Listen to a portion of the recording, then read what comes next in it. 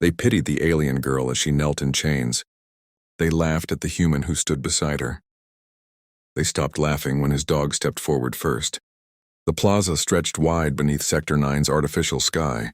Cold metal, sterile light, alien efficiency. 10,000 souls moved through it daily.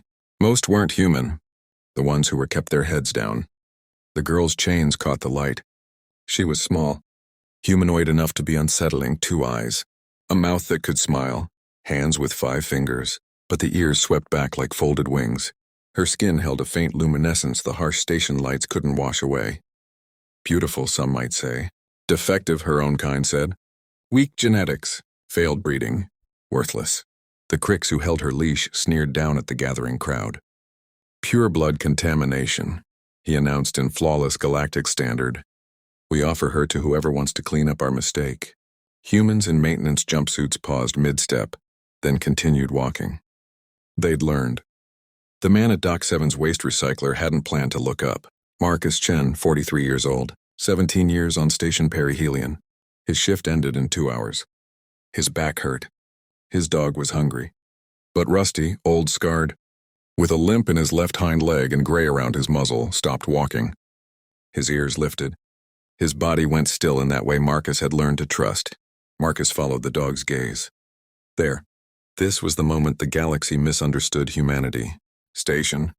Perihelion floated in the no-man's space between 3 territorial powers. Neutral ground. Free trade, no questions asked. The Galactic Council called it a multicultural hub. Humans called it what it was, a place where you worked. Until you died. And no one remembered your name. The architecture didn't care about comfort. 30-meter ceilings.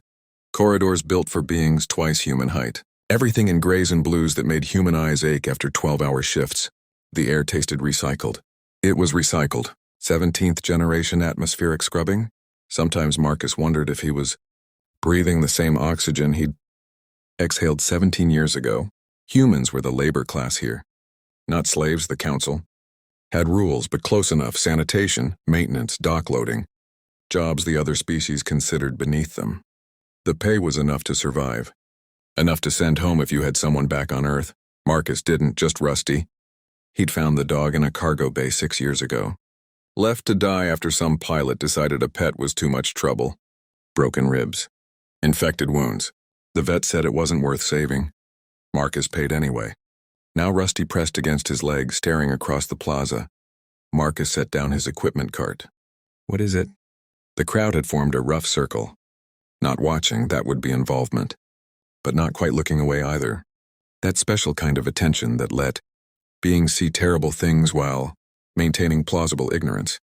The cricks holding the chain was young, arrogant, part of the security caste. Judging by the insignia on his carapace, 3 other cricks flanked him, all armed. The girl kneeling before them couldn't have been more than adolescent by any species. Measure. Genetic failure, the cricks was saying. His mandibles clicked with amusement. Sympathetic facial structure. Was bred into her line to facilitate trade negotiations. But this one, he yanked the chain. The girl's head jerked, but she didn't cry out. This one came out too human. Look at her, disgusting. Someone in the crowd chittered. Laughter, maybe. Or agreement. Marcus watched the girl's hands. They were trembling. Not with fear, though fear was there, but with the effort of keeping still. Keeping dignified, keeping something the galaxy couldn't take. Take her, the crick said. Free. Or we dispose of her in the recyclers. We're not particular. Silence. Human woman in a maintenance uniform made eye contact with Marcus for half a second. Her expression said everything. Don't, you can't save her. You'll only get yourself killed. She was right, of course. Marcus felt Rusty's weight shift. The dog took 1 step forward. Then another. Rust, Marcus said quietly. The dog ignored him. Limped straight toward the circle. Toward the girl. An Ethran merchant stepped back quickly, its tentacles retracting. Control your animal, human.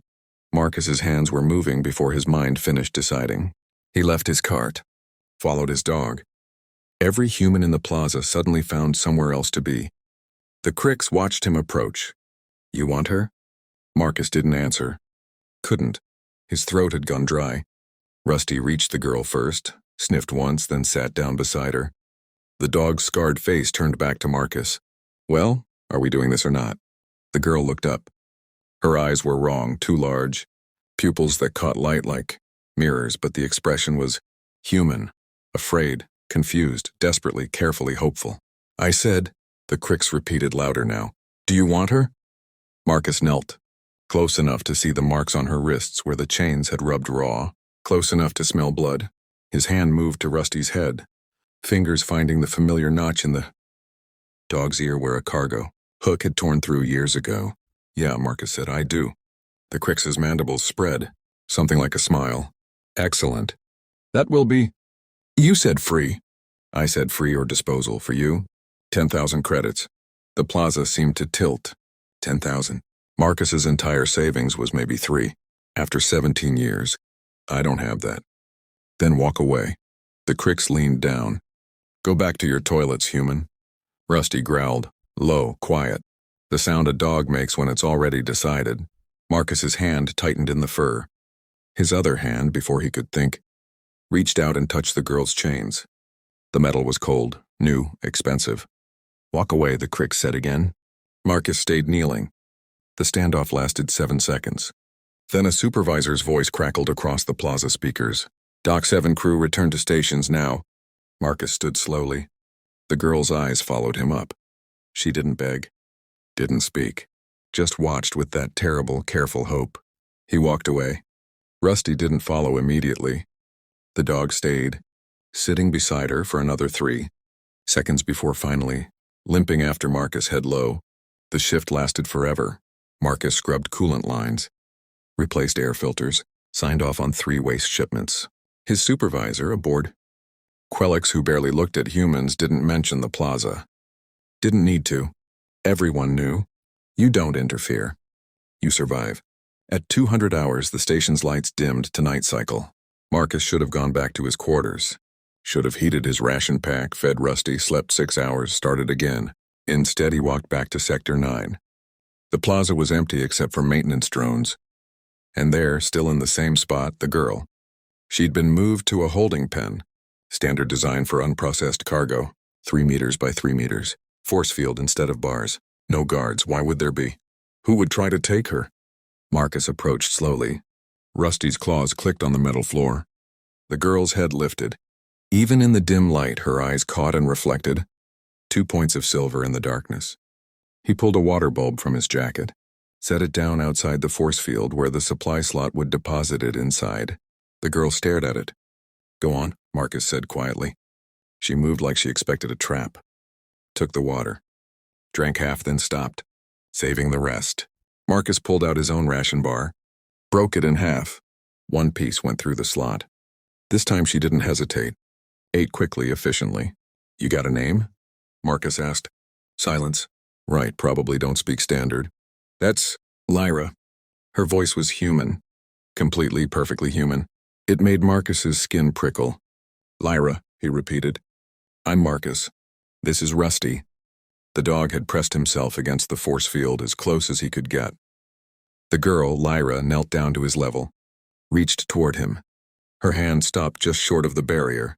Rusty's tail moved, just once. Why? Lyra asked. Why what? Why come back?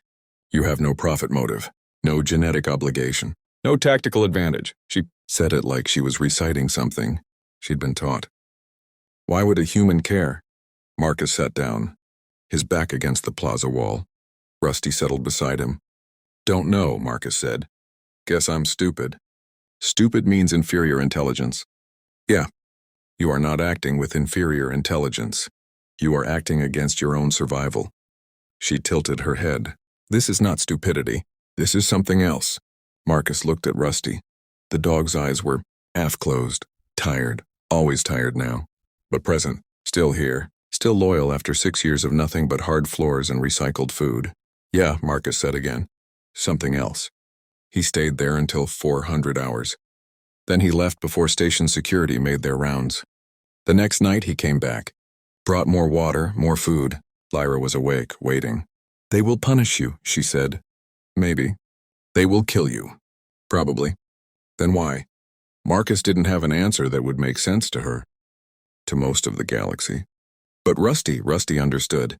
The dog who'd been left to die. Who'd learned that some beings don't leave, don't abandon, don't calculate profit versus cost. Because looking away is worse, Marcus said finally. The third night the Cricks came. 4 of them, armed. The leader was the same one from the plaza. He stood over Marcus with his weapon drawn but not aimed. You know what she is? The Cricks asked. Does it matter? She's defective. Her genetics are compromised.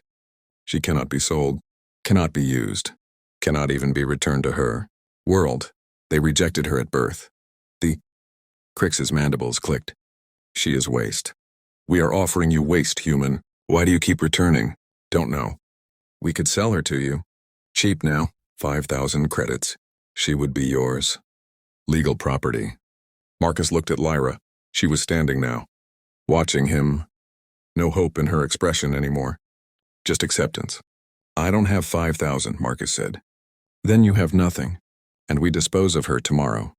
The Cricks leaned closer. Or we offer you alternative. Walk away, forget this. We give you 2,000 credits. Bonus pay. You take it. You survive. You live many more years. Marcus felt it then. The weight of the choice. The easy path. The smart path. Rusty pressed harder against his leg. No, Marcus said. No, I'm not walking away. The Crick studied him for a long moment. Then he made a sound that might have been laughter. You are either very brave or very stupid, human. Told you, stupid. Bravery and stupidity.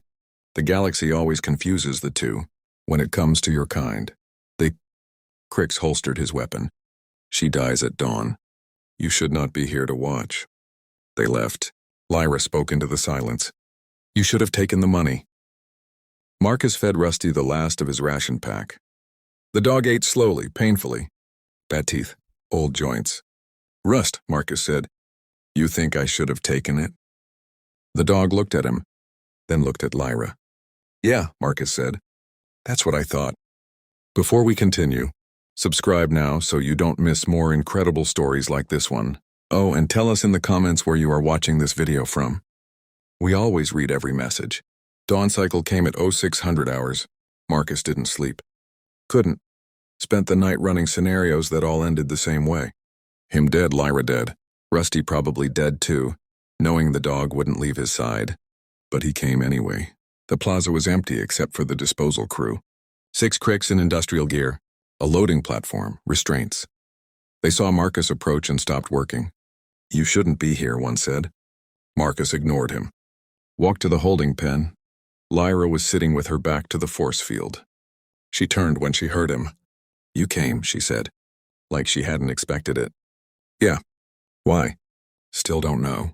The Cricks crew activated the holding pen's release. The force field dropped. 2 of them moved in to restrain Lyra. She didn't fight, just closed her eyes.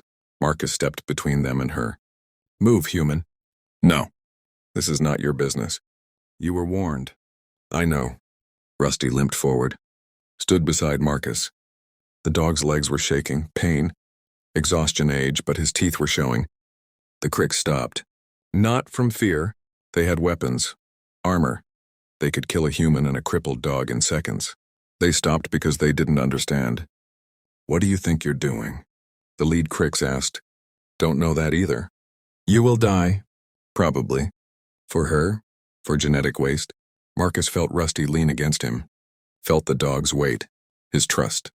His absolute unshakable loyalty. She's not waste, Marcus said quietly. The Cricks stared at him. All 6 of them. A human in a maintenance uniform. A dying dog. No weapons, no armor, no authority. Just standing there. I don't understand your species, the Cricks said finally. That's the problem, Marcus said.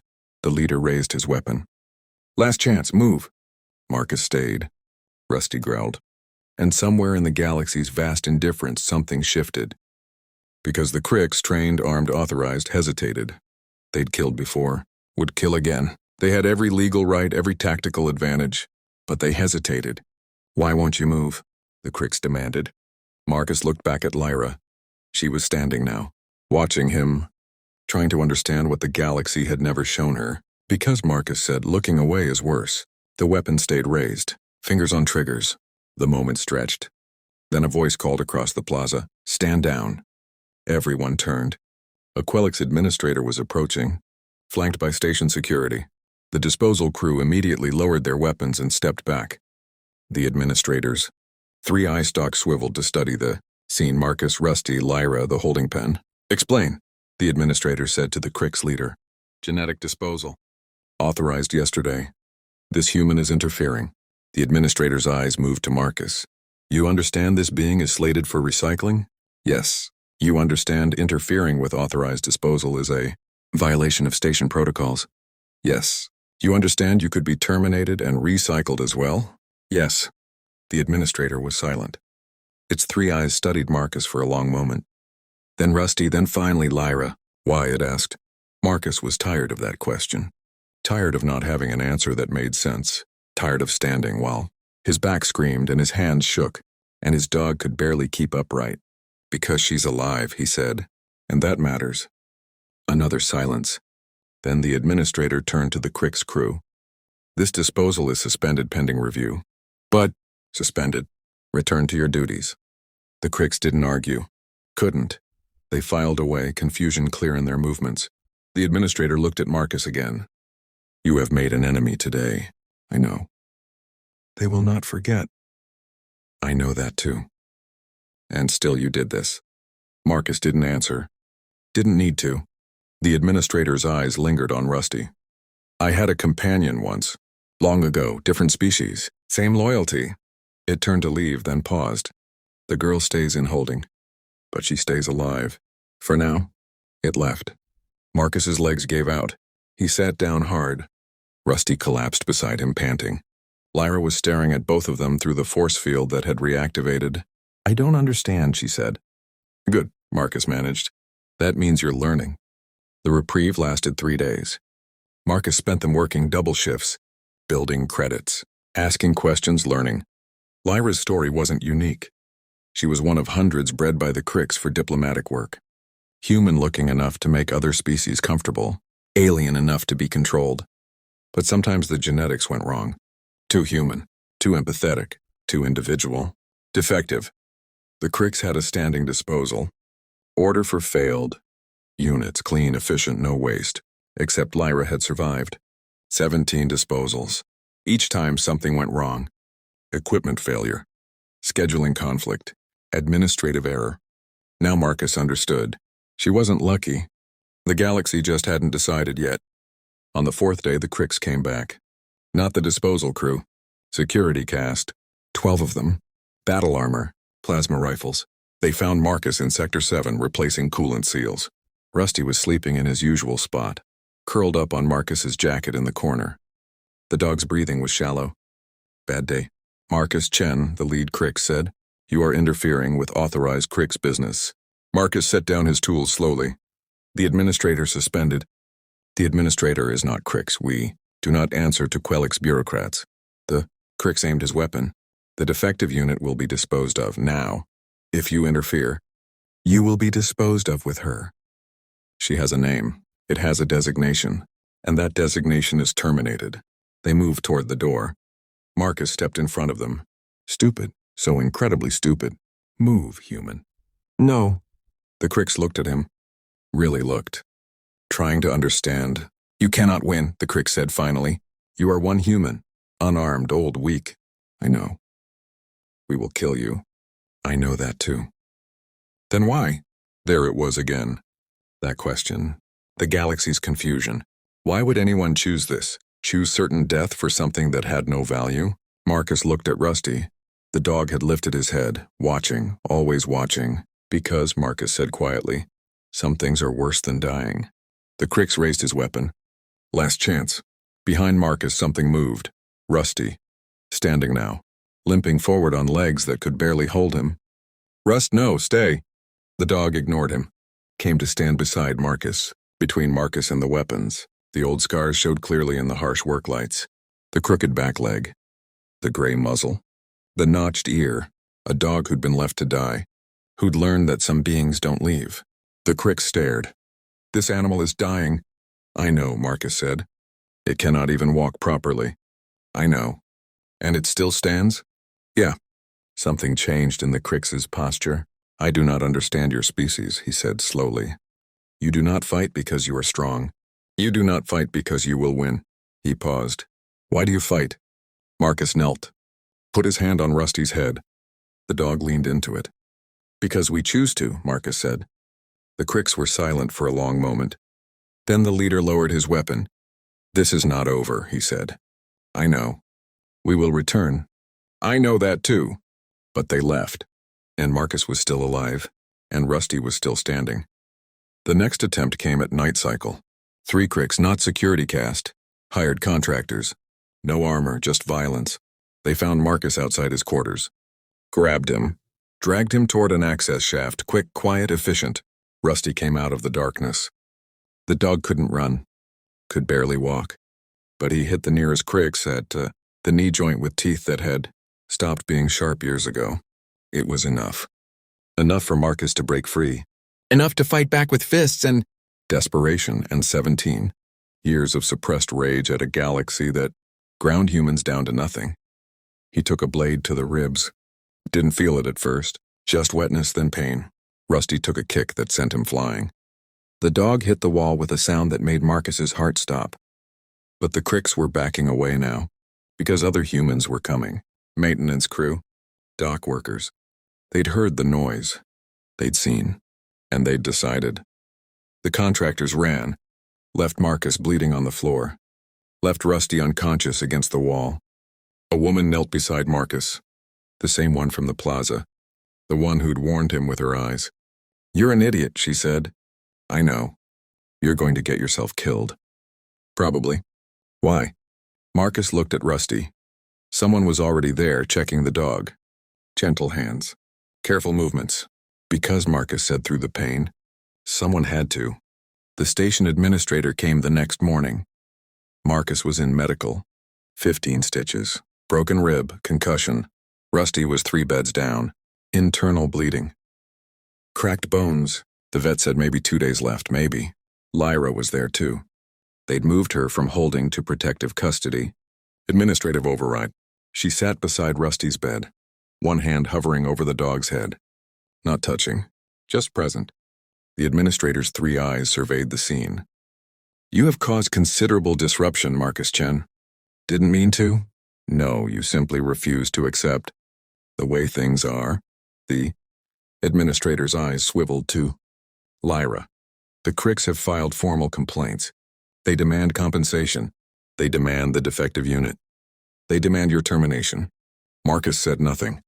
I have consulted with station security, with the council, with legal authorities.